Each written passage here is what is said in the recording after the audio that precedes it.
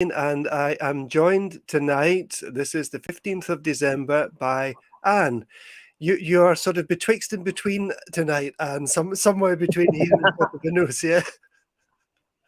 I am, Bill. I'm by El Rosario. Yes, I am. How are you? I'm fine. Good. Are you doing okay? Oh, yeah, not too bad, thank you. Yeah, fine. Busy, but yeah, as it always is at this time of year when people are trying to do everything before the end of the year, as you know. Yeah, indeed. Now, Anne, I perhaps mistakenly thought that there was some kind of update, a kind of a solid update with regards to the driving licenses. Can you fill us Okay. in on whether that is the case or not? On this non-existent update, you mean? No, there isn't really an update. There was nothing new that I didn't know. Let's put it like that. Okay, right, Um, and I rather suspected and did mention probably in October that we didn't think there would be much done before the end of the year, even though there right. were sort of vague promises or hopes, let's say, that people would be able to exchange their licenses before the end of the year or before Christmas. Yeah. Highly unlikely at this stage. Right. No, not. I mean, yes, there has been an agreement. It's still got to be finalised, but there has been some sort of movement. Let's put it like that on an agreement. So Right. they are. Oh, you've frozen on us, Anne. Oh, can you hear me now? Yep, hear you now. Yep. Can you hear me? Yes, good. Yeah, so they're sort of one step closer than they were previous, but obviously you've just got to watch this space and hope for the best. Fingers Right. crossed and all of that. Right, because I It mean, will what are they? happen. I just don't know when it's going to happen. Are they waiting on the BOE, the official state bulletin, to be published? Is that the next stage? Is that where we're at? I do believe that will be the next stage. Yes, Right. yes. And The what same as the votes for life in the UK. It has to go to a sort of government approval type thing, and then it is right? issued via a bulletin. Yeah. Yeah. And then what I read, and I think it was the Brits in Spain, which is an official page. What was that once this is approved, people will be able to use their existing licenses for 6 months. For And 6 months. That's yeah. so that they will have 6 months to get this change made, basically. Yeah. That's correct, and let's hope that there's enough appointments available during that 6 months. I mean, we don't want a recurrence of COVID, which put back lots of appointments and meant there were very few available. Right. But I mean, a recommendation to anybody that is going to be exchanging their driving license after it's been approved: don't leave it until the last minute. I mean, try and get your appointment as soon as possible. Sure. Yeah. And do people need to do this in person, or do you know if the centers where you have to go for your your test, your health test? Uh, Yeah. do you know if they will be able to just manage this whole process for you, or do you need to go in person to get this done? I, How's it I going to work? honestly, I honestly don't know. I mean, in the past, I was helping people. They will still have to do this test, Yes. which is sort of like a manual dexterity type of thing and an eyesight test, isn't it? Yeah. And Um, I did get asked to touch about my four. toes. I did get All asked to touch my right. toes, and I said, can I bend my knees or not?" Well, it's about 45, 50 euros. I mean, to be truthful, certainly in Malaga, there are 2 or 3 centres up there, the medical centres, along by Trafico that do it, and they are cheaper than anywhere local. If anybody's looking to save about 10 or 15 euros, I Right. know in La Cala it's probably, well, I'm Fuengirola, it's about 65, 70, whereas up there it's 45 euros. Right. I think And they will do your photos as well for 5 euros, so you don't have to faff about getting that done, etc. yeah. I need to check because Vicky's just renewed her license, and I'm not sure how much she paid. But I think it was about 50 or 50 something that she paid, and that was done Yeah, locally. yeah, Yeah. yeah. Get an appointment online, and then you just go along there and present what is required. The form filled out. Right. You have to pay by credit card. They will not accept cash. for the exchange. Right. They can give you a payment slip that you can then walk round and go and find the bank to pay it into, but then you have to come back, join the queue again, and present the receipt. So it's far easier to just be able to do it by credit card, Yeah, and that's quite sure. accepted. And Also, anybody who has other classes on their driving license, the Spanish driving license really only covers up to, I believe, is it 125 cc? I can't remember. I don't know. I'm thinking of Class A, Class B, Yeah, I'm talking about motorbikes and or scooters and things. motorbikes.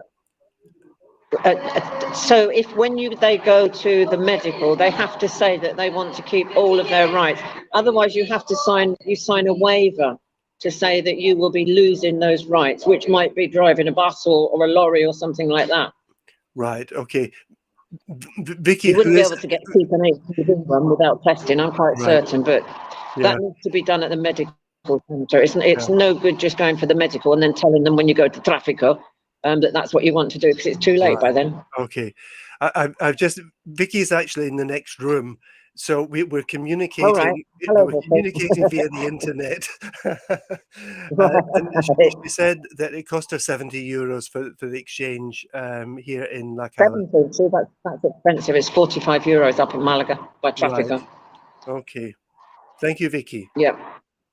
Thank you, Vicky. Yeah, so basically watch this space. As soon as we've got any news on it, obviously we'll be posting and everybody will be trying to get appointments. And Yeah.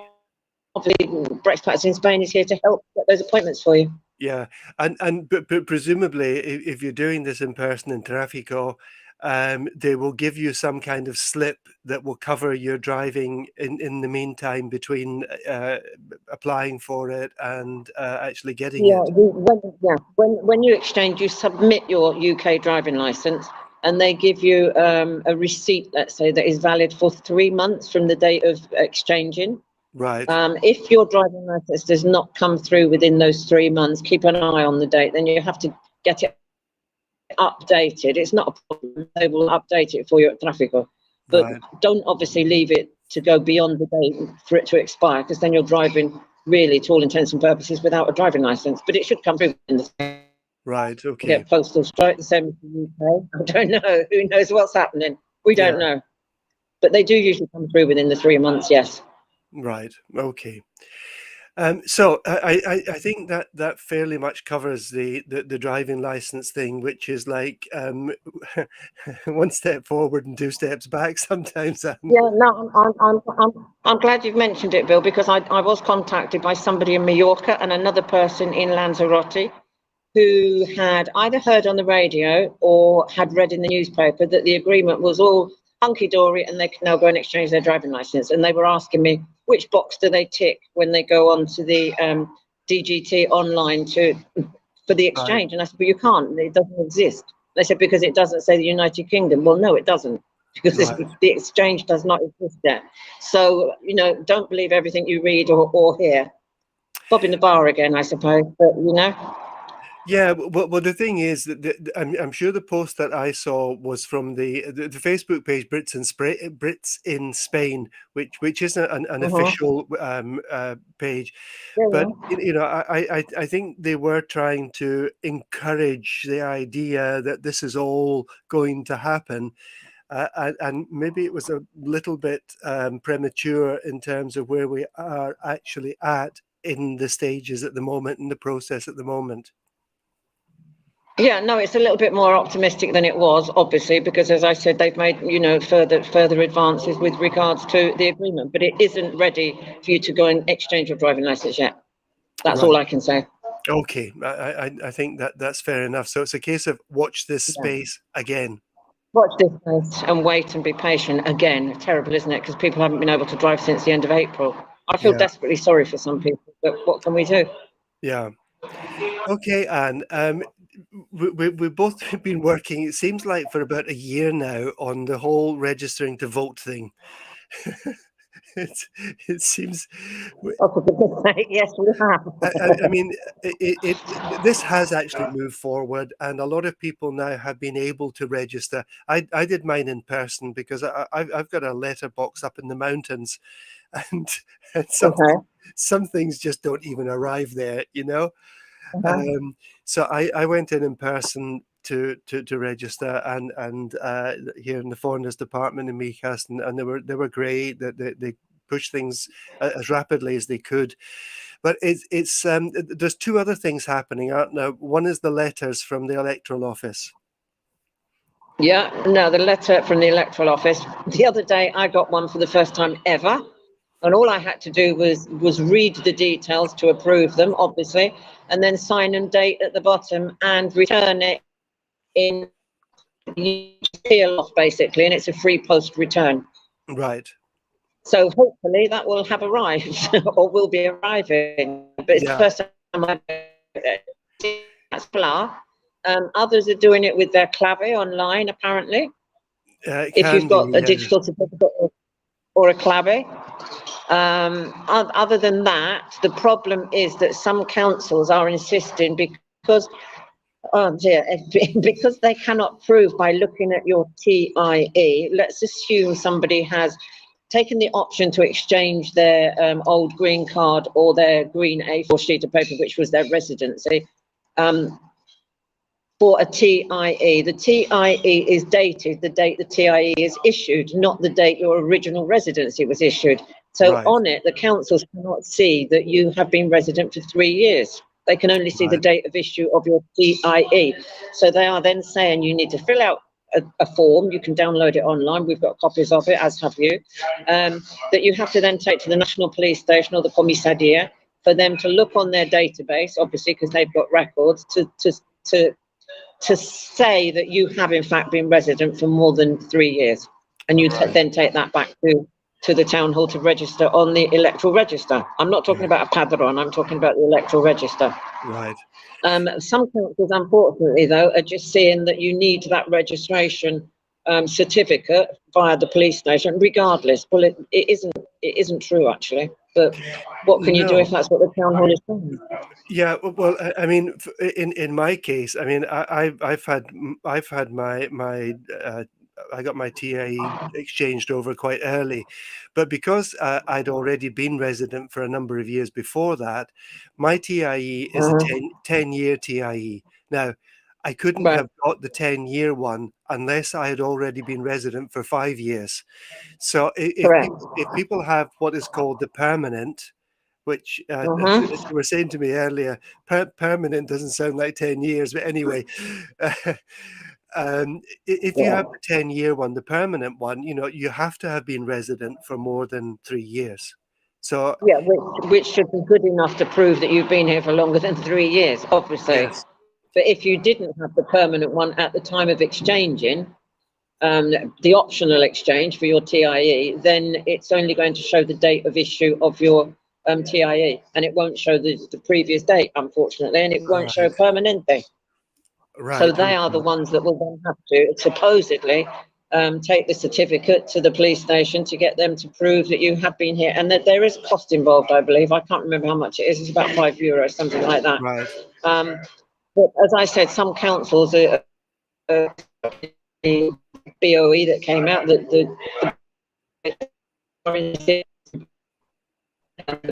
to get the certificate. It isn't the case. But what can you do if that's what the town hall wants? yeah, Difficult. yeah. I mean, something people need to think about, and you know, if they haven't done this, then they can't do it now. But I certainly had all my documents scanned. You know, I had my passport scanned. I had my old green residencia document scanned.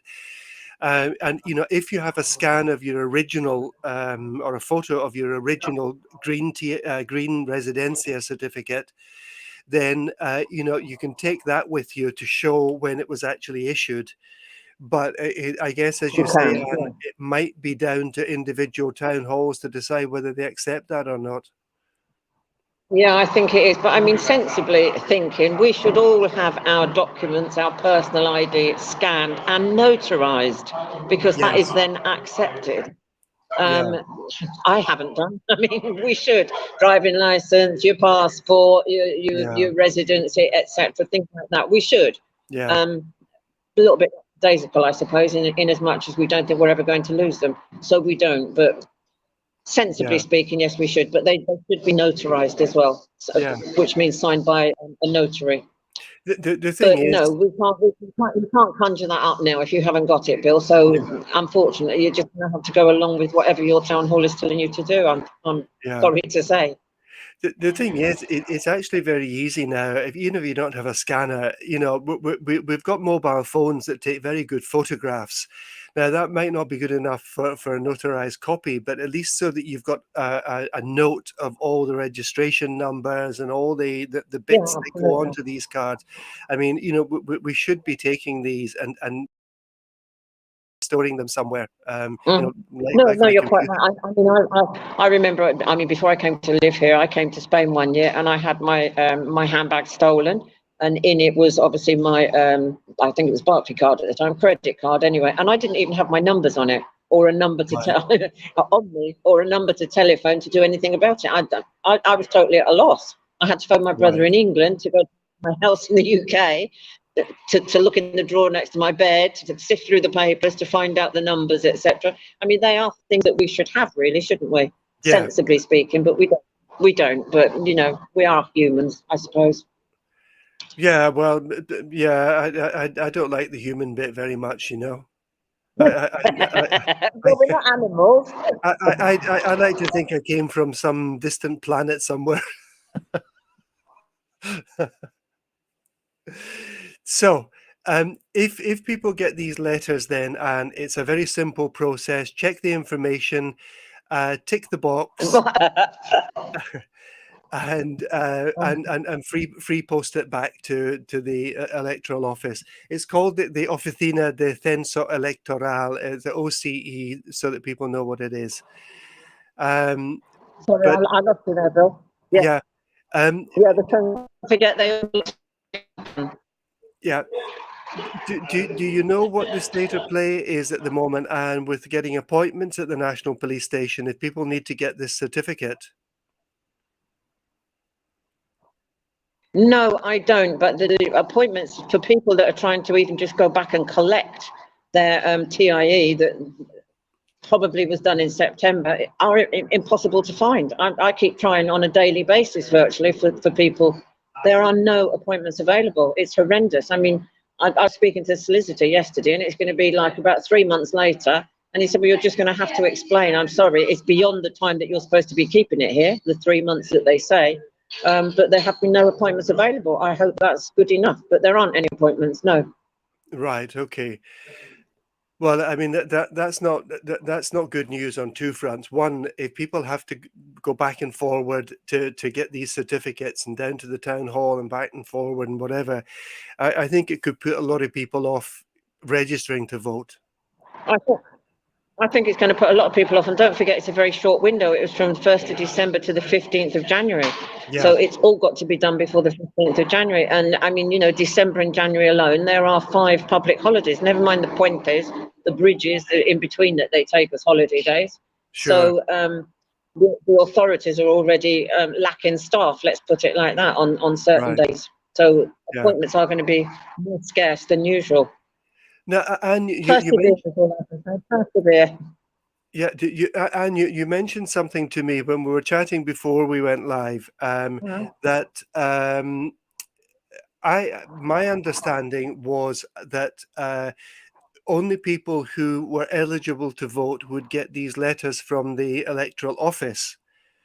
And that would sort of demonstrate if they got the letter, then they were eligible to vote. But it seems to be a bit less simple than that. Yeah, there's not too much rhyme or reason. I mean, you should get one, Bill, but you won't because your post box is in the middle of nowhere, I'm assuming. I Yeah, got one first time ever. And somebody who I know has only had their residency probably for 2 years has also, well, there might be 3 years, has also received one, which is really odd because they've right, certainly not been, of long standing here as a resident. So it's very strange. I don't know. I can't answer. I can't answer it. right. I don't So, know. but if they get them, then they should really just tick the box, sign it, and send it back anyway. It doesn't matter if. But I mean, make sure the information that's contained with your NIE, etc., and then sign and date the bottom along the Right. dotted line, and then you just seal it in the a sticky sort of I don't know what you might call it, a sticky piece of paper, let's say, to seal it Right. up and bung it in the post box because it's a Yeah. free post. So yeah, Yeah. Listen, Anne, that's obviously the easiest option. Let's hope mine is not. I'm going to throw this out at you, because if I talk about these things, it's like, well, he's got a vested interest because he's a politician and whatever. You know, a number of people have said to me, well, over the years, many people, but even in recent weeks, a number of people have said, "Oh, I don't bother voting. What's the point?" What's your take on that? Well, somebody said to me the other day, I wouldn't know who to vote for locally anyway. And I said, well, you've got between now and May the 28th to look into it and decide. Yeah, You know, I mean, nobody can tell you how to vote. But I mean, for some, certainly for me, as it stands at the minute, having lived here for longer than 15 years, I can't vote in the UK elections until the Vote for Life has been sure, finally approved. And I can talk about that in a second. I can't vote in the EU elections because I'm no longer an EU citizen. I'm not a Spanish national, so I can't vote in the Spanish national elections. This is the only vote I get anywhere in the world on my yes, local. And if you're paying your EU and everything else, I mean, it's important to, I suppose, have some input into how they want to spend it. I mean, it's to improve our infrastructure, our emergency services, our schooling, our parks and gardens, etc., etc. So it's going to improve the cost of your property as well. You know, the value is going to go up yeah, yeah, rather than leave it as a derelict, with roads and paths that are unattended, with pit holes and goodness knows what. So it yeah. is important to vote locally. Absolutely, of course it is, Bill. And they're the people that represent you. I Well, mean, yeah. This well, is I mean, what I apathy does not rule, I'm afraid. You know, no. and a lot of people now, I must be honest, a lot of people that don't generally vote in the local elections have decided now, gosh, I couldn't vote in Brexit, and I've now realised the severity of not being able to vote and what the outcome was, and I want to ensure that I do have my vote here. Yeah, So good for them. yeah. Yeah, I suppose what I feel about this, and I recognize the right of people not to vote if that's their decision. I wouldn't like that to Yeah, happen just out of apathy. But you know, we are letting other people decide who should be there spending our money, rather than us deciding.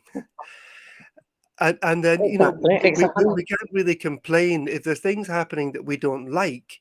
We can't really complain Oh, because those were the choices that other people made on our behalf. correct. Now, I'm president of my community, Bill, as you know. And after an AGM, people will come to me and say, well, who the heck allowed that to be voted in? And I said, well, were you there to oppose it? There, I'm not wasting my Saturday morning on that. No. I said, well, I'm sorry. Well, you can't blame others for voting for it if you weren't there to vote against it. You've got to step up to the plate Sure, sometimes and sure. accept your own responsibility. Otherwise, don't complain about it afterwards. Hmm. Yeah, It's I mean, it's the same with Brexit, you know. So many didn't vote for it because they just didn't think it was going to happen, or they just couldn't be bothered. Now look what's happened. I mean, it's awful. yeah, yeah. So, and People sometimes, I mean, just the word politics has a huge, great big capital P, and people just won't have anything to do with it. But right, locally, they need to play a little bit. It's not so much politics locally, is it? It's how it's your not. money that you are paying No, into the council is spent, basically, and it's in yeah, your own interest. yeah, yeah. And you know, I think that if we vote for a person and they end up in government, we have every right to go to them and say, wait a minute, I didn't vote for this. Exactly. No, and I mean, obviously, you being a politician, but I mean, you're far more approachable and accessible than some of the national politicians. I mean, you know, you can Yeah, at least get an appointment to speak to somebody, sure. or telephone or email, and you will get a response. Yeah, So yeah, you are far more accessible, let's say, to be able to put right whatever might be concerning people. sure, sure. Are there any other sort of, you know, well, both the licenses and the voting have all been, you know, fallout from Brexit. Are there any other things that you're still dealing with out there, Anne, from Brexity things? Yeah, the vote. Yeah, the Vote for Life that had Okay, royal assent on the 28th of April. This is something that Harry Schindler's been fighting for over 20 years. He's a British man who lives in Italy.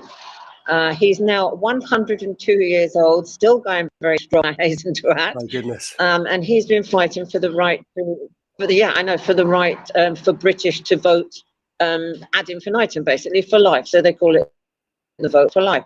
And it was given royal assent, as I say, on April the 28th. It now has to go to secondary legislation to be approved by both houses. It has to be drafted, debated and approved, and then it will be implemented. Now they're saying that will start July. Our concern is if it is not approved at that stage, it's not going to be approved in 2023. They're for the next election, which in 2024. What Right. if they are not approved in time for that? That means we've then got to wait another 5 years. And what if there's a snap election called sooner? Let's say there's one next year, 2023, Right. then the next Sure. one would be in 2028. Have we got to wait till then? Because we wouldn't be allowed to vote next year. So together with as many of the associations that help and represent British people living in the EU, Brexpats in Spain International is going to start, I suppose, campaigning or lobbying the British government to try and bring this forward, because we just feel we're being totally disenfranchised. Right. And Yeah. having had royal assent, I don't know why they're digging their heels in and not dealing with it even in the next stage, the secondary legislation, as I say, until next July. I mean, you need to schedule this a bit sooner, I'm afraid. But I do appreciate they've got other things on their priority list, which is not us. Sometimes I wonder, do they even want our vote, to be truthful?